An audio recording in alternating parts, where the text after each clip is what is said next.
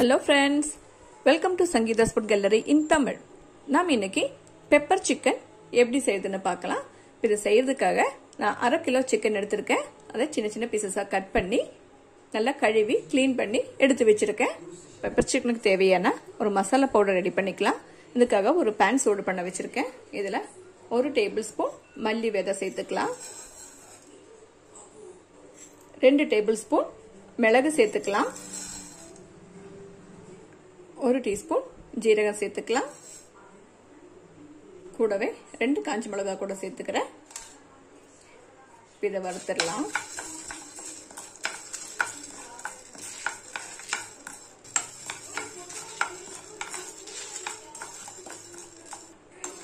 அவ்வளவுதான், இதெல்லாம் நல்லா ரோஸ்ட் ஆகி வாசனை வர ஆரம்பிச்சிருக்கு.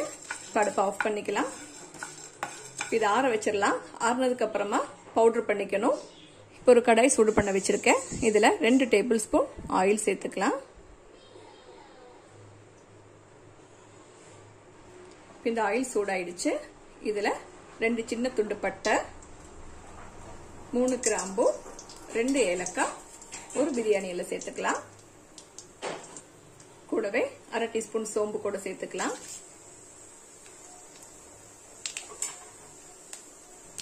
இதெல்லாம் நல்லா பொரிஞ்சிருச்சு.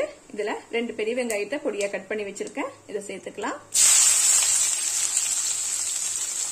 இதை வணக்கிக்கலாம்.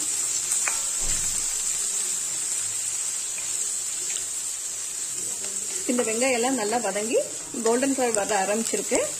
இதுல 2 பச்சை மிளகாய் கட் பண்ண சேர்த்துக்கலாம். இதுல 2 டீஸ்பூன் இஞ்சி பூண்டு பேஸ்ட் சேர்த்துக்கலாம். இதை வணக்கிக்கலாம்.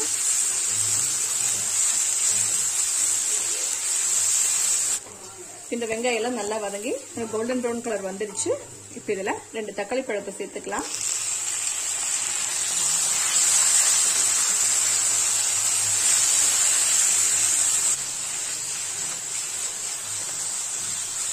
இந்த தக்காளி எல்லாம் நல்லா வதங்கிடுச்சு. இதுல நம்ம ரெடி பண்ணி வச்சிருக்கிற மசாலா பவுடர் சேர்த்துக்கலாம். இதை கலந்துடலாம்.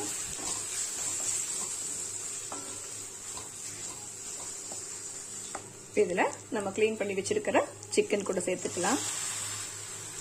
இதையும் சேர்த்து நல்லா கலந்துக்கலாம்.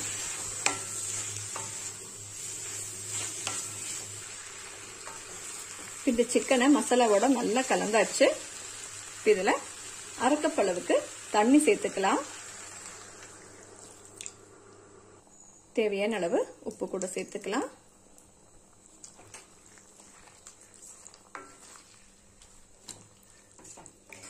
நான் இப்ப 1/2 கப் அளவுக்கு தான் தண்ணி சேர்த்திருக்கேன். இந்த சிக்கன் வேகும் போது இந்த சிக்கன்ல இருந்து நல்லா தண்ணி பிரிஞ்சு வரும். அவ்வளவுதான், இதெல்லாம் கலந்தாச்சு. இதை வேக விட்டுடலாம்.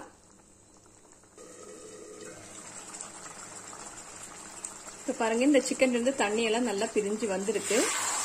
இந்த இடையில கலந்துக்கோங்க, அப்பதான் எல்லா இடமும் நல்லா வேகும்.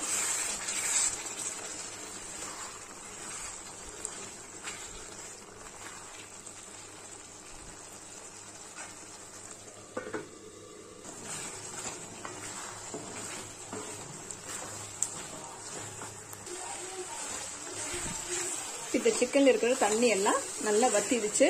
சிக்கனும் நல்லா வெந்து வந்திருக்கு. அவ்வளவுதான், அடுப்பை ஆஃப் பண்ணிக்கலாம்.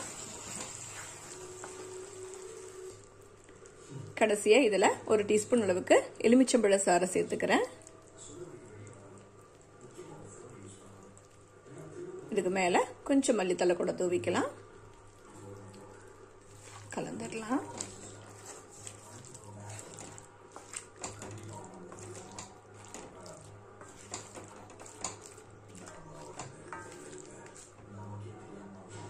அவ்வளவுதான், பாருங்க, சூப்பர் டேஸ்ட்ல பெப்பர் சிக்கன் ரெடி ஆயிடுச்சு. இது சப்பாத்தி, பரோட்டா, கீ ரைஸ், பிரியாணி கூட எல்லாம் சாப்பிட ரொம்ப சூப்பரான ஒரு காம்பினேஷன். நீங்களும் இந்த ரெசிபியை ட்ரை பண்ணி பாருங்க. உங்களுக்கு பிடிச்சிருந்தா லைக் பண்ணுங்க, ஷேர் பண்ணுங்க, கமெண்ட் பண்ணுங்க. என்னோட சேனலை சப்ஸ்கிரைப் பண்ணுங்க. தேங்க்ஸ் ஃபார் வாட்சிங்.